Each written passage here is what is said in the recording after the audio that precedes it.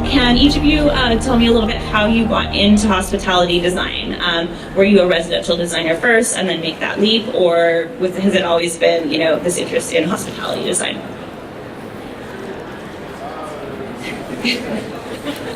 So this, okay, it's on. Everybody does it. Mine will be really, really quick. It's actually a little bit boring, although I feel that with my intro, you may know way more about me than you need to. I actually started while I was in university. I went directly to CHIL, and I haven't left. Started as a student and now a principal. So once you get into hospitality, it just sucks you in and you never leave. So that's either a warning or a...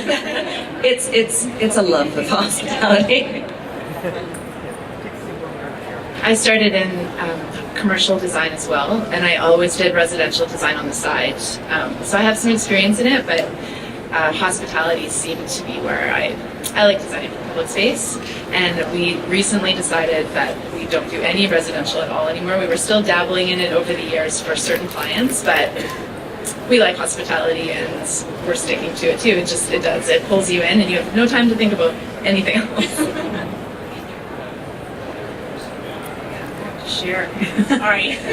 So my background was in architecture, but in the mid-2000s I was living in Los Angeles working for an architecture firm, and I was going out to boutique hotels all of a sudden for nightlife and restaurants that looked just, it was just this period of time when boutique hotels were rising and we were hanging out there. I was young and I was doing what young people do in LA, and so as I was working there, a couple of my friends were leaving the firm that I was with to start these little firms and get these projects, and I wanted that, and I stayed, and I haven't left. It's been great. It seems like a pattern here. Everyone, once you're in hospitality. My first hospitality project was as an intern at a firm called Skylab, which is an architecture firm in Portland. My first project there was a property called Doug Fir, which if anybody's been to Portland, you've probably been there. It's iconic. Like logs. So that was my first project as an intern, and I was in there sanding the logs. And of course that's what hospitality is like, right? You're in there doing... So that was kind of my first, and actually my firm does 50-50 commercial and residential, and the balance is interesting, especially as we'll talk more about how kind of some of that residential crossover in hospitality is interesting, so from the detailing and stuff. So. How have you guys seen hospitality design change or evolve in the past, 5 to 10 years? I think that social media has played a huge part in the development of hospitality design. I think Instagram and Facebook and the fact that we can share spaces so globally that public spaces aren't just for local consumption has been such a huge turning point in design. Clients are willing to take chances and to think bigger. I think it's changed the industry completely. I think further to that what has happened is that it's always become about the user and the guest now. So there used to be so many years, and I'm talking more specifically to do with hotels, but for years it was sort of a great hotel and hope that you like it. But now it's really about exactly what you want. What's your experience? What can we provide to you? What is the authentic experience? And so nobody wants a design anymore that looks the same in Miami as it does in London, for instance. And I think that further to what Andrea is saying, that global savvy traveler or social media person, influencer. You gotta have the Instagrammable moment, exactly, right? Exactly. I'll say, I think that since hospitality design for me has really grown in its reach. So I think we're primarily, as I was saying earlier, I think for me anyway, it started with this realm of the hotel and what hospitality means in a hotel environment. And that certainly translates to a hotel bar and a hotel restaurant. That's the seed of where that kind of our industry really started. But I think that it's now reaching much further than it was before. So when you think about an Apple store even, you think about the experience of an Apple store, I would say that maybe that kind of gets into hospitality design because it's really about this experience.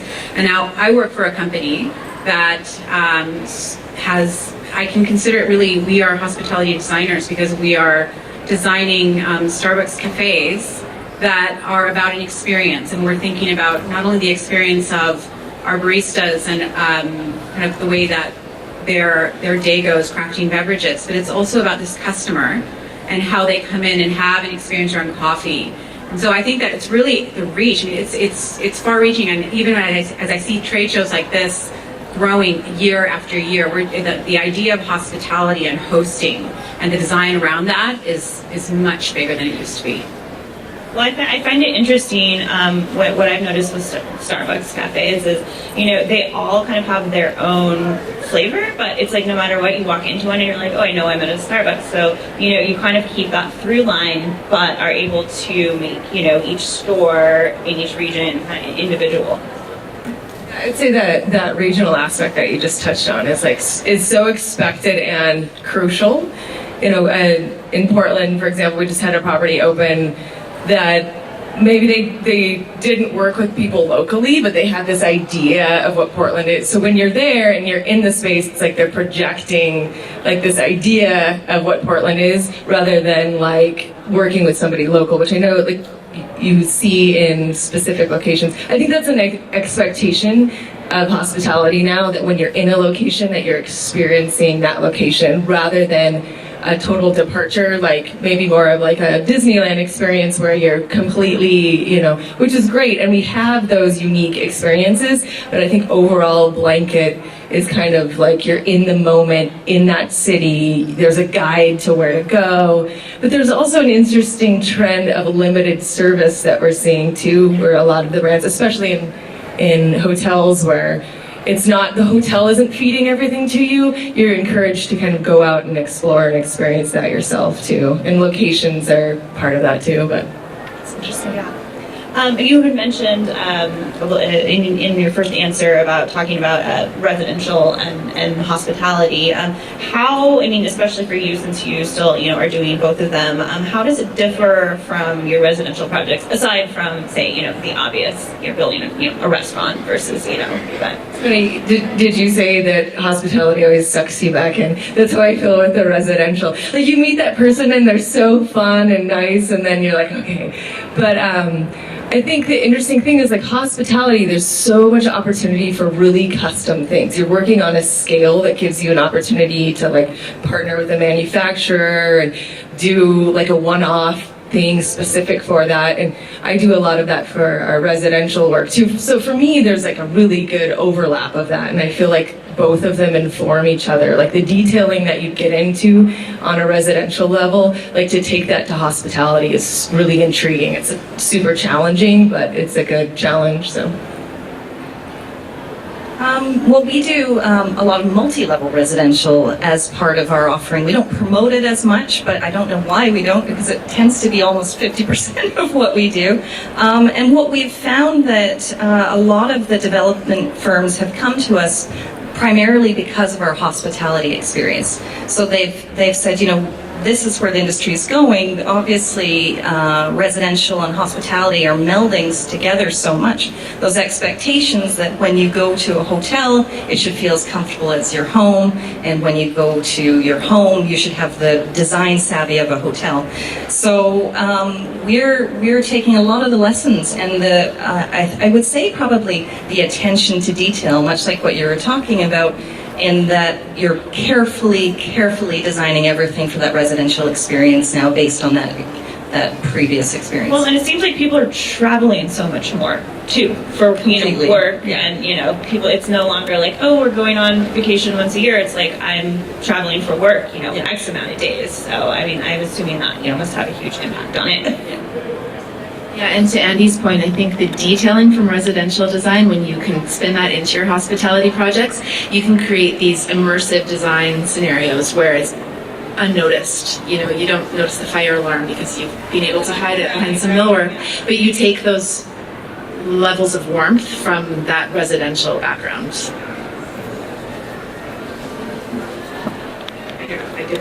It's fine. I don't know. No, it's fine. I'll speak next, I promise. Great. Well, kind of, what do you find are some of the most challenging or unexpected aspects of hospitality design? Yeah.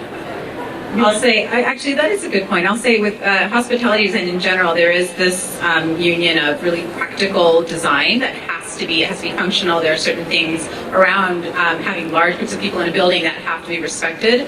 At the same time, a design should be able to reach one single person and be able to speak to that experience. So I think that's ultimately the challenge of how do you design something at potentially a large scale and then really be able to reach a person and have them have a memorable experience. And I'll say a challenge that we were just discussing backstage from our perspectives of our team from Vancouver is in the front row, and they can speak to this, but at some point I think the scale of what hospitality design can become is incredibly challenging. So how to be able to create and repeat or recreate experiences that are relevant to a particular group of people in a city across the world, because the idea is if you can do it in Vancouver, then why not be able to do it in Mumbai or Paris? But how are you able to do things at such a large scale potentially with some people who work for larger firms or larger companies? Right. I think for us, it's predicting the future. Because a lot of the times when we work on hotels, we may have a 3 to 4 build out, which means that we're saying to the client, don't worry, what we're showing you, you will be comfortable with when it's built in 4 years' time. So we're trying to take not what's happening now, but we're trying to predict what the design will be trend-wise, if I can kind of use that word, in the future. But that it doesn't stop there, because the life cycle of hotels are 7 years if the clients are doing their job. They should be renovating every 7 years, 5 to 7 years. And so now, they should be. So now what we're saying at the beginning of a project, you have to be comfortable with the design that we're proposing almost in 10 years from now. So it has to be classic enough, it has to be cutting edge enough. It's a very, very fine balance. Well, it's funny, I want to jump on, you just brought up the T word, which you guys will notice that even like in one of my questions, I was like trends, because I find that is such a lightning rod of a word. So let's talk about trends. How do you deal with trends, and how do you approach, if a client comes to you and says like, I really want, whatever it is, millennial pink,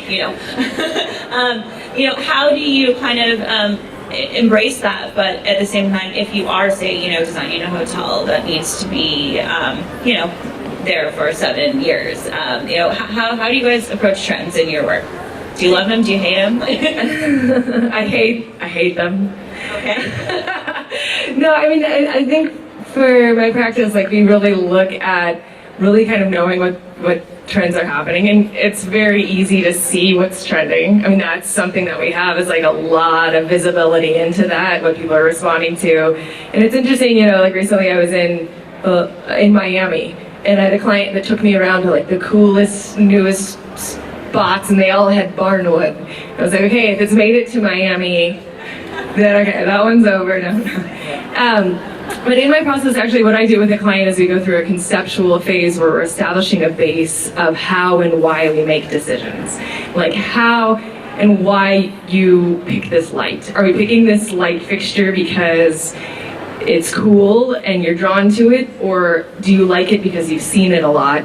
Establishing kind of like this base of like the concept and the soul and the story of the brand or the product or the experience is kind of our basis. Sometimes, trend comes in and out of that, but having that core, I think, definitely makes me feel confident about the decisions I'm making, but also my client feels confident. So we're all on board together because we're running it back through this like criteria of how and why are we making this decision. So it's an inevitable that we're gonna have some terrazzo people. Terrazzo. You hear it from me? You heard it here first.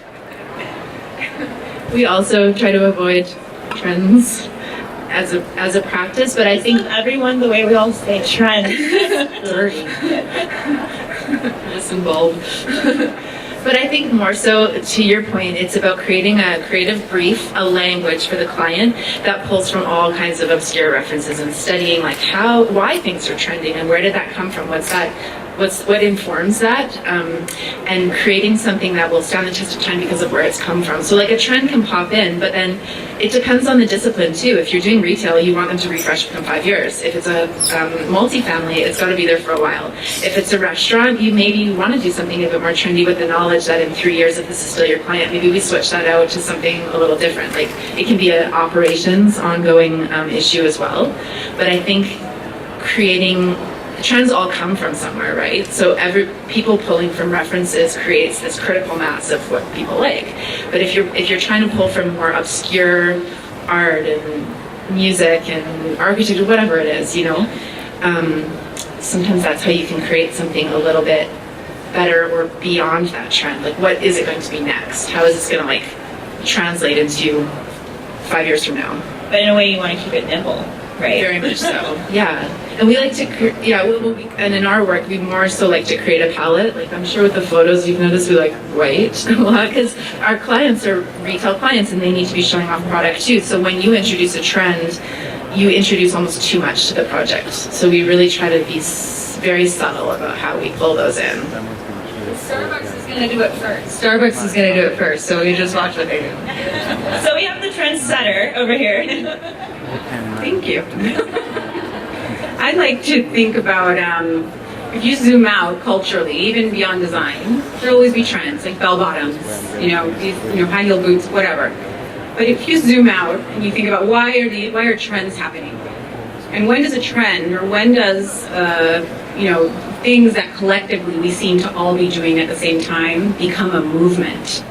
And so I think that when it comes to design or when you tackle a project, I think we've all said something to the effect of that there has to be a very clear idea of an objective, and whether that's aligned with a client or with your friend that you're redoing their house or a large hotel group.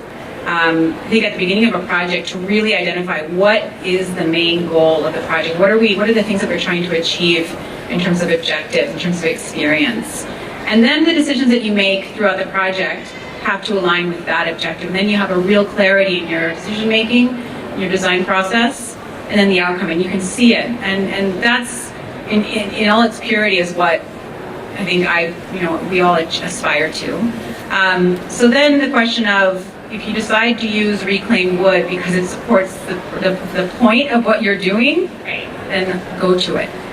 If you're just saying this is the project where we're going to do reclaimed wood, and that's when it's really just trend for trend's sake. And I think that good design will know the difference. But it's challenging to kind of zoom out beyond what we're all doing and say, what is the trend? And see it before others do. That's magic, and that's why there are people who are doing this and trend forecasting, and that's a whole business, and it's fascinating. It's really fascinating because I think it does speak to us as a society, and really what are the things that are bringing us together, what are the things and the movements that we're rallying around.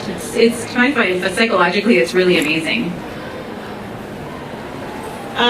Well, I want to take it back for a minute. I want to ask each of you, what was your first hospitality project? And you don't have to, name like companies or anything, but and what kind of lessons did you learn from that project that you to this day are still applying to your work? I can speak to this one. So my first hospitality project was the remodel of the Roosevelt Hotel in Los Angeles. And I learned to be comfortable with chaos. That project, imagine. And I think it was also, there was a reality show being filmed about the project. So it was just so many worlds colliding. We had club promoters. We had celebrities that were attached to the hotel. We had foreign investors who were the owners of the hotel. We had, of course, the regular players, the architects and the construction team, and our little firm that was taking this on. And my first day on the job, I remember I walked in and I had never designed, and this is completely new for me. And I walked in and there was a pool in the main open space of the Roosevelt, and the contractor had cracked the floor, and the floor had been painted by David Hockney. And so anyway, so it was drama at its most incredible, and the whole process was extremely chaotic, and we were new. I hate to say it, we didn't know what we were doing. Right. And I still think that there's a little element of that. I hate to say this, but there's a little element of that in every single time I approach a new project. I kind of don't know what I'm doing. There's just a little bit of me, and I think that's I'm okay. I have to be okay with that and go for it. Humble, and right? you learn it. It keeps you very humble, very humble. Yeah. Yeah, I totally relate to that. And it keeps you sharp, though, because it's always a risk.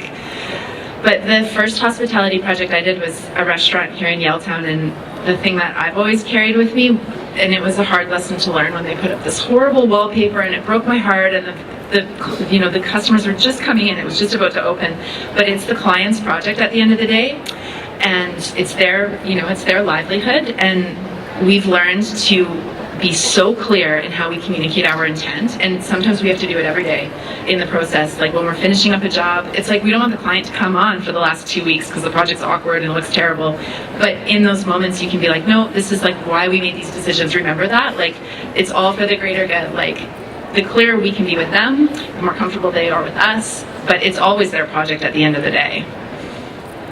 One of mine was a renovation. No, it was a new build of a hotel up in Kamloops, and the two lessons I learned: don't make a mistake that your paycheck can't cover. As a designer, that was from the principal at the time. So yeah, that was a difficult one to take, and you're going to make mistakes on a giant project. So be kind of okay with that. The other one was forge great relationships. So these clients that we have are not one-time clients if we're good designers. If we are a good design firm and we have a great reputation, then we will be asked back or recommended. So it becomes a very, very small industry when you look at it from that perspective. But today we are currently working on the renovation of the same hotel. And it's the same ownership and it's the same people, and we laugh about it and sort of kind of cry because we were all a little older, don't look as fresh. But it's a really rewarding experience to know that that's something that is really important about our industry, relationships. That's a good one. I was thinking about not my first hospitality project, but maybe my most intense was we did a flagship cafe for Stumptown Coffee in New York City, and beautiful project, beautiful property. The company is like at this like early painful growing phase, and the things that I learned from that project were coming on the site at 6 a.m. in New York City, and the project manager's crying and the contractor's swearing at her and the trades are all fighting with each other, and just learning, to embrace the chaos, to paraphrase what you said, but also to be a peacemaker, this is like, right? And a therapist. I don't know if I have good advice, but that piece, but also that's a role that is important when everybody's exploding. And it's a privilege that we get to do these projects, and it's a privilege that they're opening a coffee shop in New York City. And the other thing on that project was when the contractor did decide that he wasn't going to keep working, not to be afraid to get dirty, and that's something that I actually really enjoy. So I was up till 4 a.m. sanding all of the wood handles, and every time I go in that space I see those handles that I sanded and how and what I learned about sanding at 4 a.m.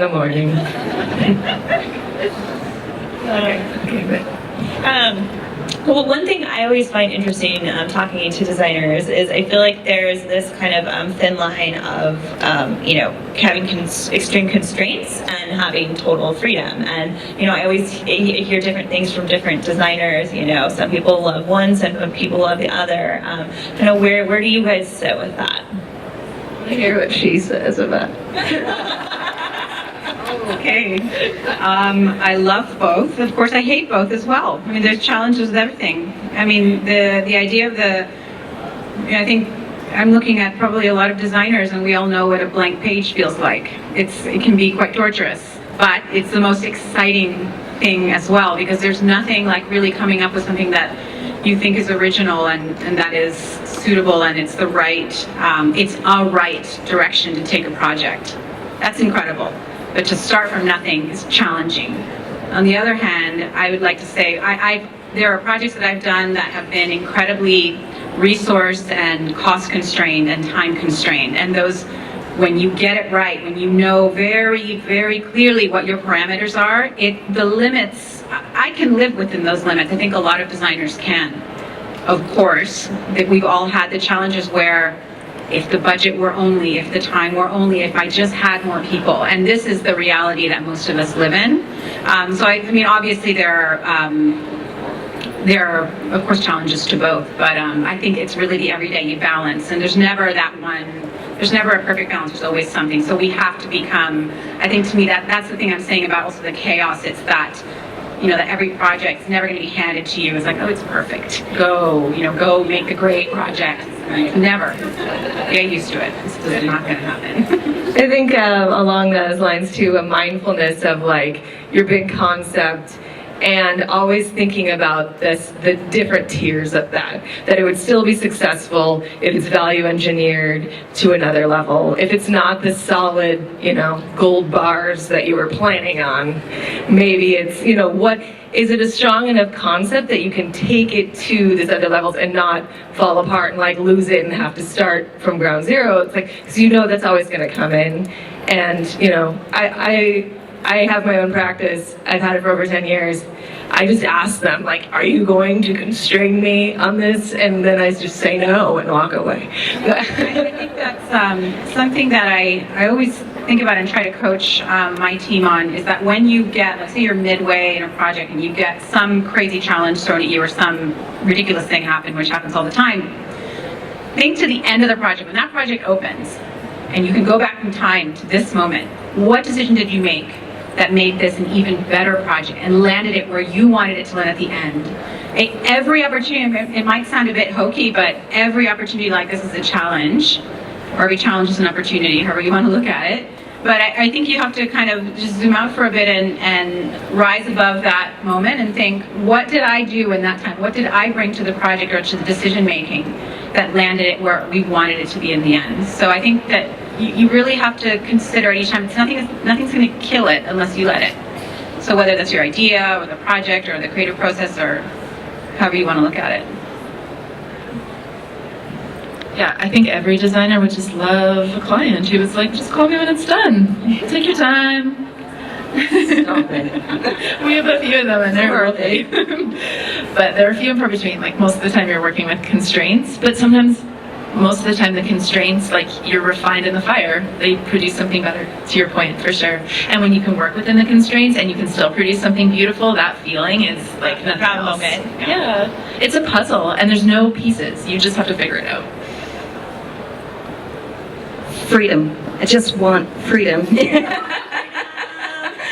No, I think for us, we are very proud of all the work we do with a lot of the hotel brands, and within there are constraints, obviously. So when we work, we're renovating the Fairmont Hotel Vancouver, and that is a very specific design, and we love that. But if you balanced it out with the odd boutique hotel every once in a while, we're not mad at you, because that is like a unicorn, right? That is working with the ownership group to determine how best the vision will come through and be executed.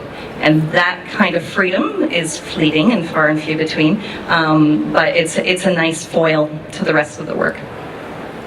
So we kind of talked about this or touched on it a little bit, but I'm curious, how does social media play into or affect your work? I mean, I feel like you all have probably worked in a time when there wasn't Instagram, but everyone's going for these moments, and that is kind of a way that you can spread your work.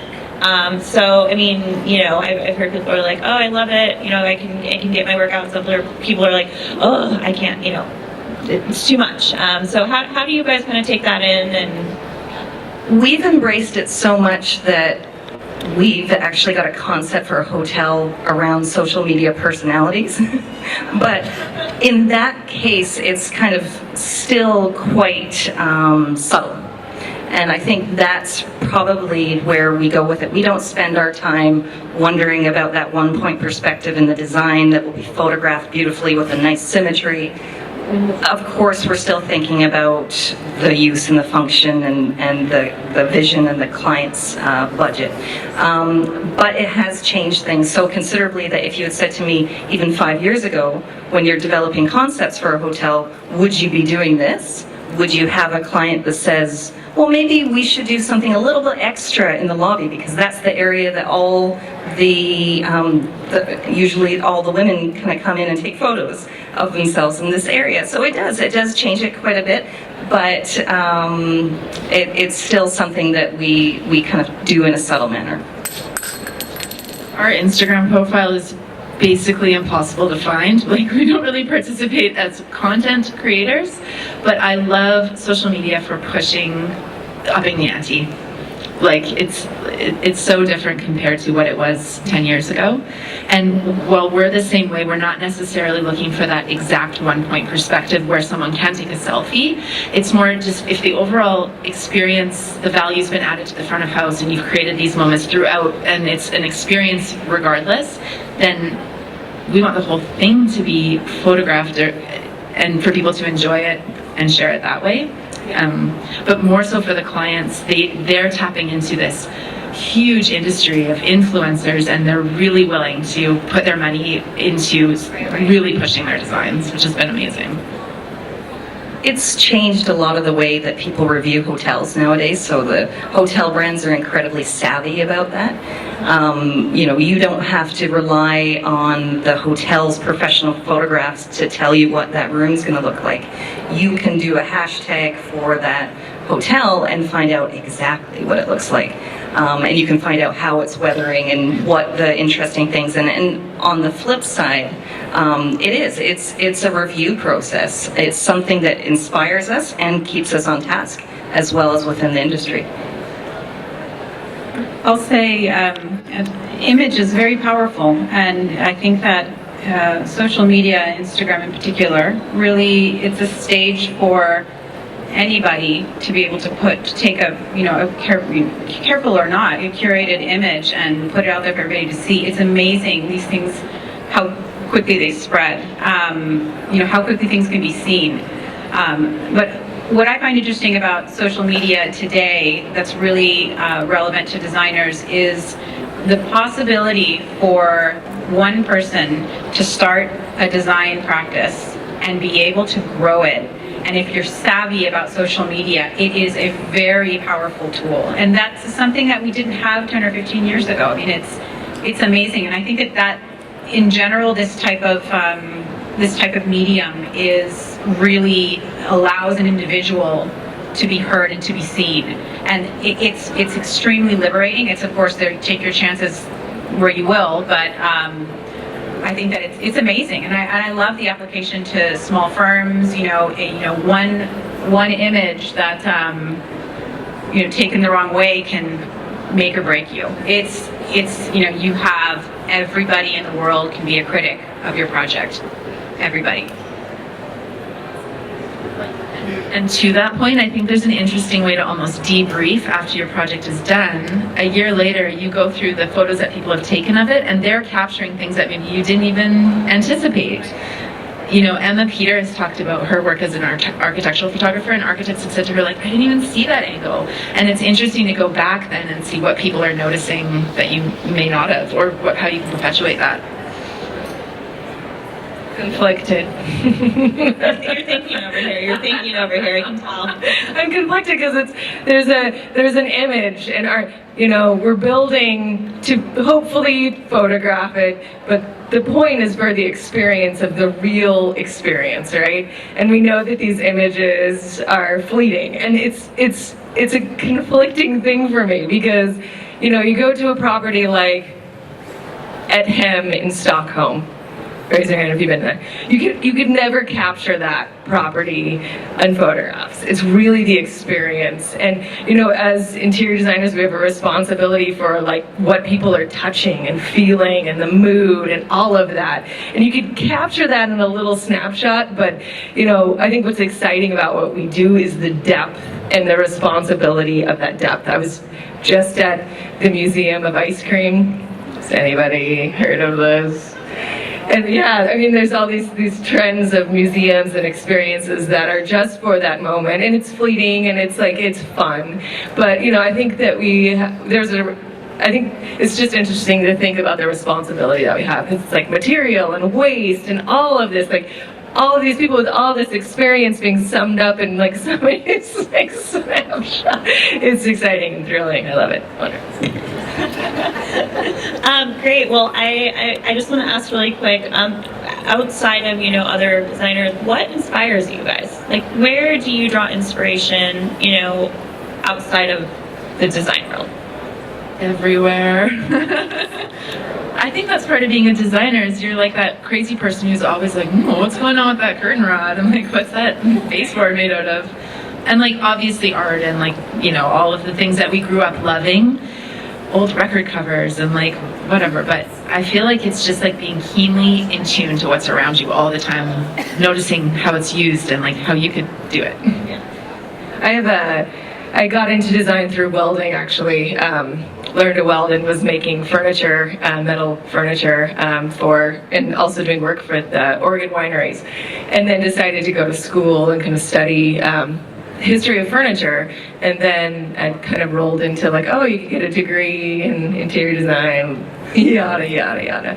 But so for me, actually this morning I went, Inform took us over to the Bocce's production facility over there, the lighting company. They're blowing glass, they're casting metal, they're looking at the off cast, and like that just like always just gets me, the production process and exploration of materials that just kills me every time. I'm like, I gotta take that day off and just like paint or sculpt, and you know, just all of the layers of that just enhance you. And something that where I'm not holding this is usually what inspires me. I love to hear that. But how are you taking pictures of it? No one knows I was there. No, I love to hear that. I think, you know, I've always sketched, and I'm a big believer. And you know, I didn't, when I went to the architecture school, we didn't have, and we had computers obviously, but we didn't, you know, we weren't using CAD for our presentations. And not to say that that's bad, but I still find sketching and being able to talk to people through drawing is incredibly satisfying to me, and I will never stop doing it.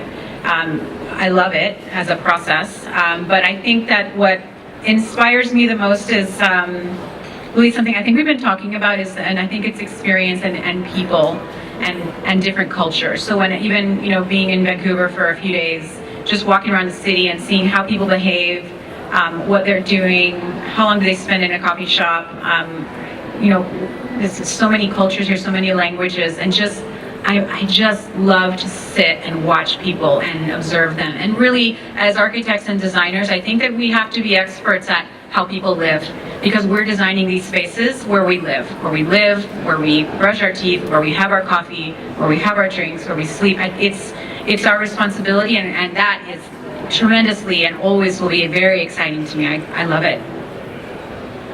Great. Well, I've been asking all the questions, so I want to go ahead and take a few minutes and open it up. If you guys have any questions, just raise your hand. And do we have somebody with a mic? Is the audience? Nessa? We just talked about everything so well. I know. There we go. Okay, great. Okay, we have someone with a mic here, and we have a question back there. Can you raise your hand again, and she'll bring you the mic. Thank you. Okay, hello. Can you hear me? I am an architect and hotel designer. There's a new trend developing. I believe it's from Hilton, whereby you have fitness stations within suites. I don't know whether the panel has heard of this, but and if you have or you haven't, what do you think about this and what do you think about the future of this? Well, What has been really fascinating over the last couple of years is that brands like Hilton or Marriott are really studying their guests. They're really focused on finding out exactly what each guest needs. Hence, Marriott having now 3 sub-brands, or 30 sub-brands. It would be nice if they had 3. We would only need to learn 3. But one of the main themes throughout all of them is usually fitness and wellness. And how well that's being integrated into hotel brand standards and their expectations varies. So I don't know about treadmills and things in the rooms. I would appreciate it, but I like the idea of having a fitness facility that has TRX bands versus, you know, an empty weight room that's not getting used. I like the idea about the holistic feeling of wellness throughout the space. And I think it's just going to be something that people keep working through and discovering.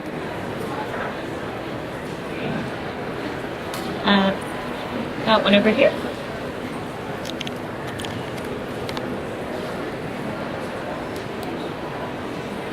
Hello, this question is for Paola. Paola, very important question, and that is, obviously you're Italian. No pressure. No pressure. And I wondered how, it's the expression in England, coals to Newcastle, which means, you know, how can you can't sell coals to Newcastle, that's the biggest, you know, provider of coals. So how is Starbucks Coffee doing in the, you know, the king of coffee, Italy? Yeah, that is a very important question. And I'm very excited about it. I'm sure we all are. Starbucks does not have any cafes in Italy. Obviously, Howard Schultz, our founder and CEO, was very inspired by his trips to Italy 40 years ago and brought espresso to the US and North America, and now here we are. So we are excited to announce a few months ago that we're opening our first store in Milan. And it's not just any cafe, it's a roastery. So there's one roastery right now in the world in Seattle. And then we will have one soon in New York, in Tokyo, and Shanghai, and Chicago. But the one in Milan, the pressure's on. And it will be magnificent. And it will be, you know, it's a homage to at least part of our origins. And we're all very excited about it. It's going to be one of a kind. Yeah, thank you for asking. Yay. Yeah. Great. Maybe 1 or 2 more questions? Right here. Thank you. One of the biggest things that has been happening with hotel design is the flexibility of the public spaces, which is lobby, reception area, breakfast area. This is all precious real estate, and dealing with flexibility of that space and using every square inch is a real critical issue here. I'd like to hear your experiences with that part of the hospitality design. Thank you. You, me? No. It is a challenge that we probably enter into every time we do a hotel. The trend, and I'm using this in the best way, in more of the design direction, is that these spaces in the lobbies do so much more now than simply check-in.